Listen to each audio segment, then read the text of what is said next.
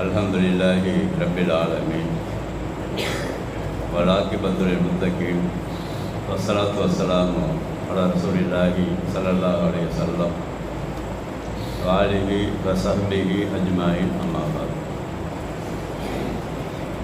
கண்ணியமிக்க எல்லாம் அல்ல அல்லாஹ் சுப்ஹானஹு வ தஆலாவின் நல்லடியார்களே, சகோதரர்களே,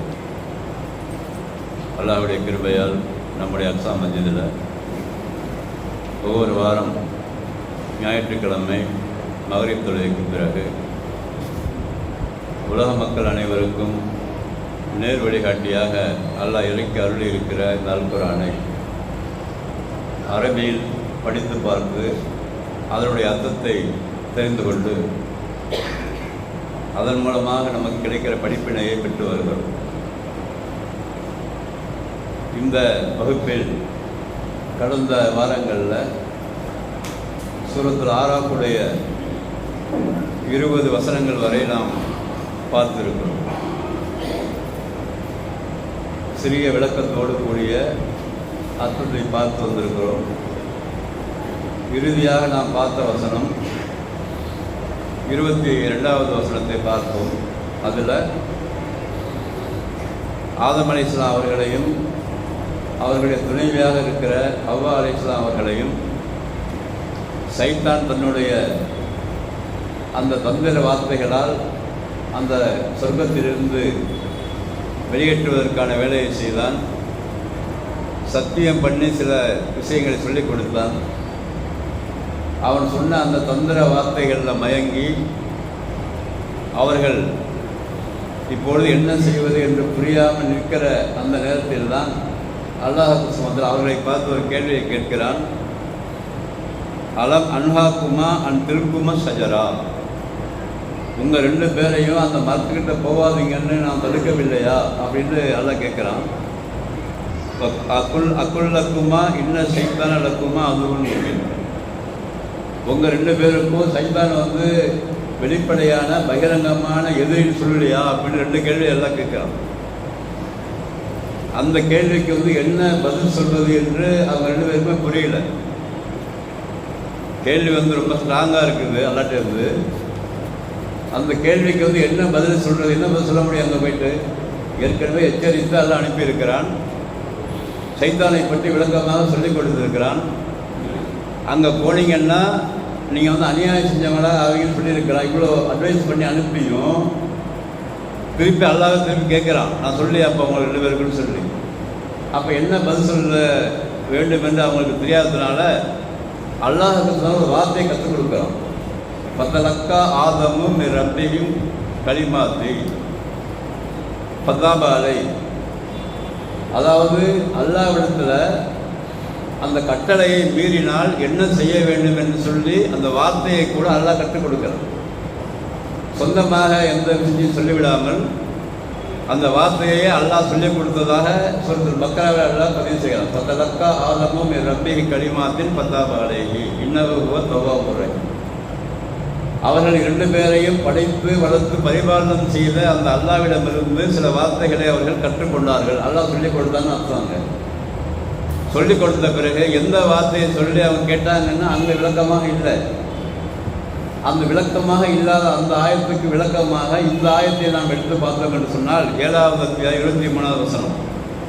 இந்த குர்ஆன் அப்படித்தான் இருக்கும். குர்ஆனுடைய வார்த்தை அமைப்புகள் அதை படிக்கும் பொழுது முதல் பேஜில் சில சந்தேகம் ஏற்படும்.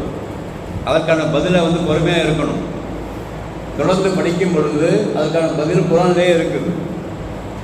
இதுதான் ஒரு குர்ஆனுடைய அதிசயம். இது யாரையும் தேடி தான் போக தேவையில்லை.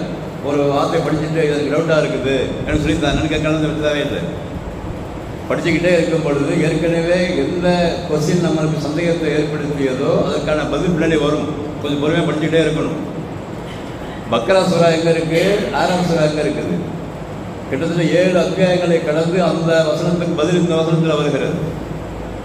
அல்லாஹ் வார்த்தையிலே கற்றுக் கொடுத்தான்னு சொல்லி அங்கே முடிச்சாச்சு. அது என்ன வார்த்தைன்னு தெரியல. அங்கே தொடர்ந்து படித்துக்கொண்டே வரும்போது 7வது அத்தியாயத்தில் அல்லாஹ் சொல்லிக் கொடுக்குறான். ரப்பனா லலம்னா அன்புசனா வெயிலம் தகுதில்லனா இப்போ தர்ஹம்னா நனக்கூடமினால் காசு, இந்த வார்த்தை அல்லாஹ் கற்றுக் கொடுத்துருக்குறோம். எப்படி? நாங்கள் 2 பேரும் அநியாயம் செஞ்சிட்டோம். அநியாயம் செஞ்ச பிறகு எங்கள் மீது நீ அருள்படை புரியவில்லை என்று சொன்னால், எங்கள் மீது இரக்கம் காட்டவில்லை என்று சொன்னால் நாங்கள் 2 பேரும் நஷ்டவாளிகளாக ஆகிவிடுவோம். இந்த வார்த்தை முக்கியமான வார்த்தை. இதில் வந்து நமக்கு படிப்பினை இருக்கிறது. என்ன படிப்பினை? அல்லாஹ்வுடைய கட்டளையை மீறினால் அது பாவமாக கருதப்படும் அல்லாஹ்வால். நல்லா புரிஞ்சுக்கிங்க. அல்லாஹ் ஒரு கட்டளை நம்ம போட்டிருக்கிறாங்க உலகத்தில், அதை மீறினால் அந்த கட்டளையை மீறியதாக ஆகாதது, மாறாக பாவமாக கருதப்படும். அந்த பாவத்துக்கான பரிகாரம் என்னவென்று சொன்னால், அந்த பாவத்தை, அதாவது அல்லாஹ் சொன்ன கட்டளையை நான் மீறி இருக்கிறேன் என்று நம் உள்ளத்தின் அடித்தத்தில் நினைத்து கொண்டு அந்த நினைத்த மாத்திரத்திலேயே எந்த வார்த்தை சொல்ல வேண்டும் என்று எல்லாம் சொல்லிக் கொடுக்குறாங்க. என்ன சொல்லுமா? யார நீ எனக்கு ஒரு கட்டளையை போட்டிருந்த, ஆனால் அந்த கட்டளையை வந்து நான் மீறி இருக்கிறேன், அந்த மீறியதன் காரணமாக நான் அநியாயம் செஞ்சுட்டேன், அந்த அநியாயம் செஞ்ச பிறகு நீ மன்னிக்கிறேன்னு சொன்னாக்கா, நீ எங்கள் மீது கருணை புரியலன்னு சொன்னாக்கா நாங்கள் நஷ்டமாகிடுவோம். அப்போ அந்த இடத்துல சரண்டர் ஆகிறோம். நாம் செய்த அந்த கட்டளையை மீறி அந்த செயலுக்கு அல்லாஹ்விடத்தில் சரண்டர் ஆகிறோம். சரண்டர் ஆகி ஒத்துக்கொள்கிறோம்.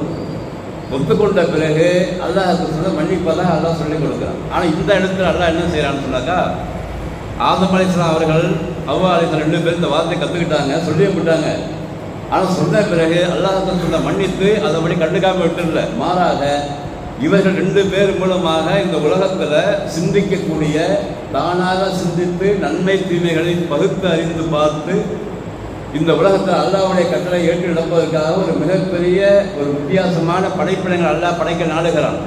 அதனால் இந்த காரணத்தை, அதாவது அவர்கள் கட்டளையை மீறிய அந்த காரணத்தை வைத்துக்கொண்டு அதன் மூலமாக ஒரு மிகப்பெரிய சமுதாயத்தை, மக்கள் தொகையை பெருக்குவதற்காக அல்லாஹ் ஏற்பாடு செய்துதான் அல்லாஹ் சொல்கிறான், காலை இஸ்பித்து பாதக்கும் லிபாம். இங்கேருந்து எல்லாம் போயிடுங்க. இஸ்பித்து என்று சொன்னால் நீங்கள் 2 பேரும் செய்யுங்க, போயுங்க. பாதுக்கும் லிபாதின் அதன், உங்களில் ஒருத்தர் மற்றவர்களுக்கு எதிரியாக இருப்பீர்கள். உங்களில் ஒருவர் மற்றவருக்கு இந்த உலகத்தில் வந்து அல்லாஹ் சொல்கிறான், இந்த உலகத்தில் வாழும் பொழுது நீங்கள் வந்து ரொம்ப காம்ப்ரமைஸெல்லாம் வாழ மாட்டீங்க. மாறாக உங்களுக்குள்ள என்ன ஏற்படும்? கருத்து வேறுபாடுகள், முரண்பாடுகள், சில விஷயங்கள், நீ ஒன்று சொல்ல அவங்க ஒன்று சொல்ல, இப்படியே இருக்கா இல்லையா? அதெல்லாம் எல்லாம் சொல்லி தான் அனுப்புகிறாங்க. உங்களுக்குள்ள ஒரு கருத்து வேறுபாடுகள் ஏற்படும். அப்போ வழக்கும் பின் அருளி முஸ்தகரும், நீங்கள் எங்கே போகிறீங்களோ அந்த பூமியில் உங்களுக்கு தங்குகிற இடம் இருக்கிறது. அப்படி சொல்லிட்டு எல்லாம் சொல்கிறான். இப்போ மத்தாவும் இதை முக்கியமான வார்த்தை, தங்குகிற இடம் இருக்கிறது. அந்த தங்குகிற இடத்துல நீங்கள் அனுபவிக்கின்ற பொருள்களும் இருக்கிறது உங்களுக்கு. இந்த அனுபவிக்கின்ற பொருள் நல்லா சொல்கிறாங்கல்ல, இந்த உலகத்தில் மனிதர்கள் வாழ்வதற்காக, மனிதர்களுக்காக உள்ள ரஹ்மான் ஏராளமான அனுபவிக்கின்ற பொருள்களை வைத்திருக்கிறார். எல்லாமே இந்த மனிதர்களுக்கு தான். அல்லாஹ்வால் படைக்கப்பட்ட பூமியின் மேற்பகுதியில் இருக்கிற எல்லாமே யாருக்கு தான்? அல்லாஹ்வால் படைக்கப்பட்ட மனிதர்களுக்கு தான். எதுக்காக? அதை வந்து அனுபவித்து கொண்டு அல்லாஹ் சொன்ன மாதிரி வாழ்ந்து அல்லாஹ்வுக்கு நன்றி செலுத்தி அந்த மௌத்தை நினைத்து வாழக்கூடிய வாழ்க்கையை வாழ வேண்டும் என்பதற்காகத்தான் இந்த பூமியையே அல்லாஹ் படைத்ததாக அல்லாஹ் இங்கே சொல்லுகிறான். இது முக்கியமான பாயிண்ட். இங்கே ஏன் இதை அடிக்கடி அழுத்தமாக சொல்லணும்னு சொன்னாக்கா, இந்த பாவ மன்னிப்பு பெறுகிற விஷயத்திலையும் இந்த பூமியை படைத்த விஷயத்திலையும் பல பேர்கள் வந்து அந்த அந்த ஜமாத்வாதிகள் சில கட்டுக்கதைகளை எழுதி வச்சுருக்காங்க. தப்லீக் ஜமாத்துன்னு நீங்கள் போனீங்கன்னா தெரியும், யாருக்காவது பேருந்து தெரிஞ்சிருக்காங்க. என்னென்னா அவங்க என்ன சொல்கிறாங்கன்னாக்கா, அந்த புத்தகத்தை எழுதி வச்சுருக்கிறாங்க அந்த அமல்களின் சிறப்புகளில். இப்போ வந்து இந்த ஆதம் அலைஹிஸ்ஸலாம் வந்து என்ன வார்த்தையை சொல்லி பாவ மன்னிப்பு தேடினாங்கன்னு அல்லாஹ் சொல்லிடுறாங்கல்ல, அவங்க சொல்கிறாங்க அந்த புத்தகத்தில், ஆதம் அலைஹிஸ்ஸலாம் 2 பேர் பார்த்தாங்க மேலே. பார்க்கும்போது அந்த அரிசிக்கு கீழே லா இலாஹ இல்லல்லாஹ் முஹம்மது ரசூலுல்லாஹ்னு எழுதியிருந்துச்சு. இதுன்னா அல்லாஹ் பேர் முகமது ஒரு பேர் இருக்குது, யார் இவர் அவங்களுக்கு தெரியலையா? உடனே அவங்க கேட்டாங்களா 2 பேரும், என்னண்டு முகமதின் பொருட்டால் எங்களை மன்னிச்சுன்னு கேட்டதாக அவங்க எழுதிக்கிறாங்க அந்த புத்தகத்தில். இன்றைக்கி ஓடுவாங்க. இன்றைக்கி வந்து நீங்கள் அந்த தமிழ் ஜமாத்தில் போனீங்கன்னாக்கா அந்த தாலிக்கு தாக்கில் வந்து உட்காந்து படிச்சுட்டு உட்காந்துருப்பாங்க. அப்போ சொல்கிறாங்க அதே புத்தகத்தில், இந்த பூமியை ரசூல் ஸல்லல்லாஹு அலைஹி வஸல்லம் அவர்களுக்காகத்தான் படைத்தான், ரசூலுல்லாஹை படைக்கவில்லை என்று சொன்னால் இந்த பூமியை படைத்திருக்க மாட்டான்னு சொல்லி எழுதிக்கிறாங்க. என்னண்டாக்கா இதில் ரசூலுல்லாஹ்வுடைய புகழை வந்து உயர்த்த வேண்டும் என்பதற்காக இல்லாத கொள்ளாததுகளை கற்பனை பண்ணி இந்த இடத்துல தான் அவங்க வந்து தப்பு பண்ணுறாங்க. என்னது? ஆதம் அலைஹிஸ்ஸலாம் கேட்ட துவா வந்து க்ளீனாக இருக்குது. அப்போ மக்களை வந்து இது போன்று கட்டுக்கதைகளை எழுதி அவர்கள் வந்து மக்கள் மத்தியில் கற்றுக்கொண்டிருக்கிறார்கள் என்ற தகவலையும் சொல்லிக்கிறாங்க. ஏன்னா யாராச்சும் போனீங்கன்னு வச்சிங்களேன், யாராச்சும் போவாங்க, யாராச்சும் தப்லீகில் போய் கூட இருப்பீங்க. ஆனால் இவங்க பயன் பண்ணுற சொல்லுவாங்க. இது அதாவது ரசூலுல்லாஹை படைக்கவில்லை என்று சொன்னால் இந்த பூமியை படைக்கவில்லை, படைக்க மாட்டாங்களான்னு சொல்லி எழுதி வச்சுக்கிறாங்க. அப்படிலாம் ஒன்றும் கிடையாது. இந்த உலகத்தை படைத்தது அல்லாஹ். ஆதம் அலைஹிஸ்ஸலாம் அவர்களிலிருந்து உலகம் அழிகின்ற வரை வரக்கூடிய மனிதர்கள் இந்த உலகத்தில் வாழ வேண்டும், வாழ்ந்து அல்லாஹ்வின் கட்டளை ஏற்று நடக்க வேண்டும், நன்மை தீமைகளை பிரித்து அறிய வேண்டும். அந்த அடிப்படையில் வாழ்ந்து இந்த உலக வாழ்க்கை என்பது இந்த மனிதர்களுக்காக, அதாவது வித்தியாசமாக படைக்கப்பட்ட இந்த மனிதர்களுக்காக கொடுக்கப்பட்ட கால அவகாசம் தான் இந்த உலகம் என்பதை தெளிவாக பல இடங்கள் எல்லாம் சொல்கிறோம். தெளிவாக குர்ஆன் வசனங்கள் இருக்குது. அப்போ குர்ஆன் வசனங்களில் சொல்லப்படுகிற கருத்துக்களை நேரடியாக நம்ம ஆய்வு செய்து படிக்கும் பொழுது யாராவது கட்டுக்கதைகளை வெளியில் சொன்னாங்கன்னா கண்டுபிடிச்சிடலாம். அதே குர்ஆன் நாலேஜ் இல்லைன்னு வச்சுங்க, குர்ஆனை நம்ம அரபியை ஓதிக்கிட்டு விட்டுருணும் அப்படியே, ஆனால் இதை பற்றிய ஒரு எந்த விஷயம் நமக்கு தெரியாதுன்னு வச்சுக்கோங்க, கண்டிப்பாக அவர்கள் மடக்கிடுவாங்க. அதனால தான் மடக்கி வச்சிருக்கிறாங்க. பெரும்பாலான கூட்டங்கள் இன்றைக்கு இந்த குர்ஆனை டைரெக்டாக படிக்க விடாமல் தடுத்து கொண்டு அவர்கள் எழுதி வைத்திருக்கிற புத்தகத்தை படித்து அதில் சொல்லப்படுகிற கருத்தை மக்கள் வந்து சொல்கிற காரணத்தினால தான் இன்றைக்கு வழிகேடுகள் அதிகமாக இருக்குது. அப்போ இதையே நாம் அடிஷனலாக தெரிந்து கொள்ள வேண்டும். அப்போ இந்த உலகம் என்பது ஸ்பெஷலாக மனிதர்களுக்காக, மனிதர்கள் அனுபவிப்பதற்காக, அனுபவித்து விட்டு திருப்பி அங்கே வருவதற்காக தான் படைத்ததாக உடனே அல்லாஹ் சொல்கிறாங்க. அடுத்த ஆயத்துக்கள் இன்ஷால்லாஹ் தான் திருப்பி பார்க்க போகிறோம். அப்போ இந்த உலகம் படைக்கப்பட்டதற்கான காரணம் முழுக்க முழுக்க இந்த மனித வர்க்கமும் ஜின் வர்க்கமும் இந்த உலகத்தில் வாழ்ந்து அல்லாஹ்வின் கட்டளையை ஏற்று அதற்கு அடிபணிந்து வாழ்ந்து நாம் செய்கிற தவறுகளை அல்லாஹ்விட்ட சொல்லி காட்டி அப்படியே நம்முடைய வாழ்க்கையை அமைத்து கொண்டு வாழுகிற வாழ்க்கை முறையை வித்தியாசமாக படைக்கப்பட்ட இந்த மனிதர்கள் செய்ய வேண்டும் என்ற ஒரு நோக்கம் தானே தவிர அது அல்லாத இவர்களை படைக்கவில்லை என்று சொன்னால் உலகத்தை படைச்சிருக்க மாட்டேன் அப்படி எழுதியிருக்காங்க. எல்லாம் கட்டுக்கதை, அதை விலகிக் கொள்ள வேண்டும். அப்போ அல்லாஹ் இந்த உலகத்தில் நம்ம படைத்திருப்பதற்கான காரணத்தை விளங்கி கொண்டு அந்த அடிப்படையில் வாழக்கூடிய தௌஃபீக் அல்லாஹ்விட்ட கேட்டுக்கிட்டே இருக்கணும். எந்த நேரத்திலும் நான் தொழுது முடிந்த பிறகு எல்லா நேரங்களிலுமே நம்ம கேட்க வேண்டியதுவா என்னது, நேர்வழியை விட்டு பிறலாமல் அல்லாஹ் நம்மை ஆக்க வேண்டும். ரப்பனா லா துஸி குலூபனா பாத இது ஹதைத்தனா வஹப்லனா மின் லதுன்க ரஹ்மா என்று அல்லாஹ் சொல்லிக் கொடுக்கிறான். யா அல்லாஹ், எங்களுக்கு நேர்வழியை கொடுத்துருக்கிற அந்த நேர்வழியிலிருந்து நாங்கள் தடம் பொருளாமல் இருக்க வேண்டும். அதற்கான செட்டப்புகள் தான் தொழுகை, இபாதத்துகள், திக்ருகள், 5 நேர தொழுகை, மற்ற ஜும்மாக்கள் இவன் எதுக்கு வருது?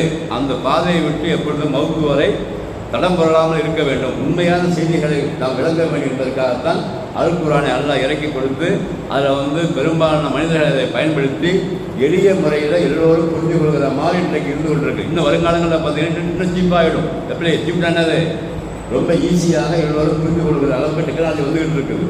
அப்போ அந்த அளவுக்கு அல்லாஹ் அந்த குர்ஆன் கருத்துக்களை பரப்பிக் கொண்டே இருக்கிறான். அது சொல்லப்படுகிற கருத்துக்களை தெளிவாக விளங்கி செயல்பட்டு சிந்தித்து பார்த்து நம்முடைய அமல்களை சரியான முறையில் அமைத்துக் கொள்ள வேண்டும். ரஹ்மான் நம் அனைவருக்கும் அருள் பாலிப்பானாக. வாஹிரு தஅவானா அல்ஹம்துலில்லாஹி ரப்பில் ஆலமீன். அஸ்ஸலாமு அலைக்கும் வரஹ்மத்துல்லாஹி வபரகாத்துஹு. சுப்ஹானக்கல்லாஹும்ம வபிஹம்திக அஷ்ஹது அல்லா இலாஹா இல்லா அன்த